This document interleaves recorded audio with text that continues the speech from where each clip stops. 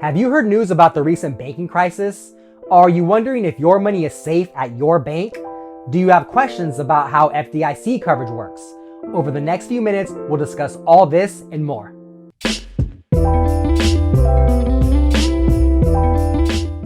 Hey everyone, this is Louis with HeroBanker.com, and we're your friendly neighborhood bankers. Banks are somewhere that we're supposed to put our money and feel safe. Most of us don't want to keep our money under the bed in a shoebox. Therefore, we put our money into the bank for safekeeping. Now, the bank does pay us interest and they do provide other banking services. But if we don't feel like our money is safe, then nothing else really matters. So today, we're going to discuss three things. First, we'll discuss FDIC coverage and how it works. Next, we'll dive into how the size of a bank can also influence how safe it is. Finally, we'll wrap up by discussing if your money is actually safe at your bank. So, let's get started. First up is FDIC coverage and how it works. We're going to cover this first because to answer the question if your money is safe, we'll first need to understand FDIC. FDIC stands for Federal Deposit Insurance Corporation. This is a federal agency that provides deposit insurance to people who keep their money in American banks. FDIC was created in 1933 during the Great Depression. The purpose of FDIC was to restore trust in the banking system, which was lost during the Great Depression. This is because during the Great Depression, many banks failed, and many people actually lost their entire life savings. So basically, if a bank fails, the FDIC will insure or cover your deposits up to the FDIC limits. FDIC coverage can be split into two sections. The first section is for personal consumer accounts. When we say personal accounts, this means accounts that are set up for people as opposed to a corporation or an LLC. So this includes personal checking, savings, CDs, and more. When it comes to personal accounts, the FDIC covers $250,000 per account owner per bank. So a personal account with just one owner would include $250,000 in FDIC coverage. An account opened with a husband and wife would have two account owners. Therefore, this would include $500,000 in FDIC coverage. The FDIC coverage can also be further increased on personal accounts. This can be done by adding beneficiaries to the account. Beneficiaries are the people or person who you will leave your account to when you pass away. For many people, their beneficiaries are their children. So, an account set up with the husband and wife and kids as beneficiaries could add additional coverage. How the coverage works with beneficiaries can get tricky. So, we recommend checking out an FDIC website that provides a calculator to help with your individual situation. The link to this calculator can be found on HeroBanker.com in our article titled, "Is My Money Safe at My Bank?" If you have any questions, please feel free to reach out to us anytime via comments or at info@HeroBanker.com. So, going back to our main question about is your money safe at your bank? The first answer to that question is that if your total deposits at any one bank are under the FDIC limits, then your money is probably safe at your bank. Now, let's move on to FDIC coverage for business accounts.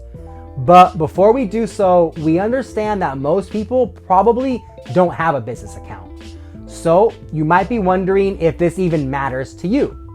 Well, business accounts are handled differently, and this difference was a major factor in the current mini banking crisis, which means that this difference is probably what led you to even wonder if your money is safe at your bank.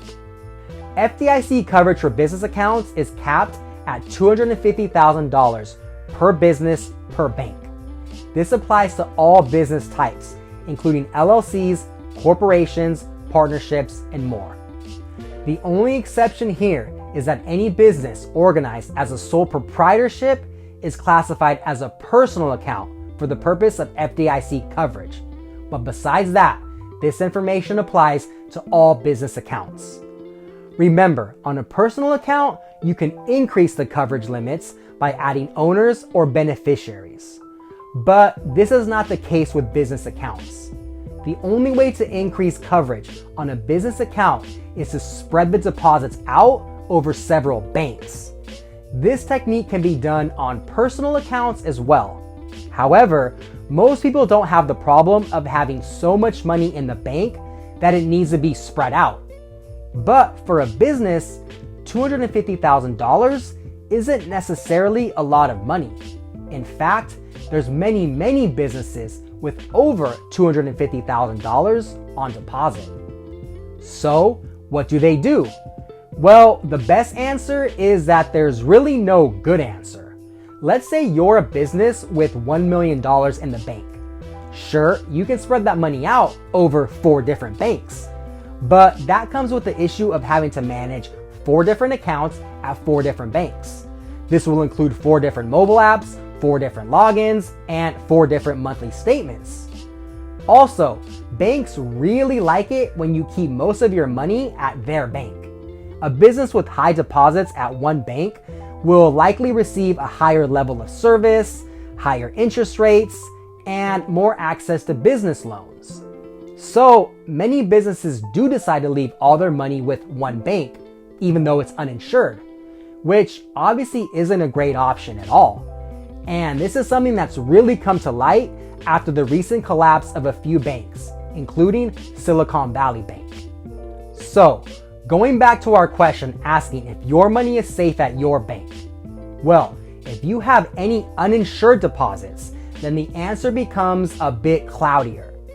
This leads us to our next topic, which is individual bank safety. This one is going to be a bit more difficult to discuss and to provide solutions.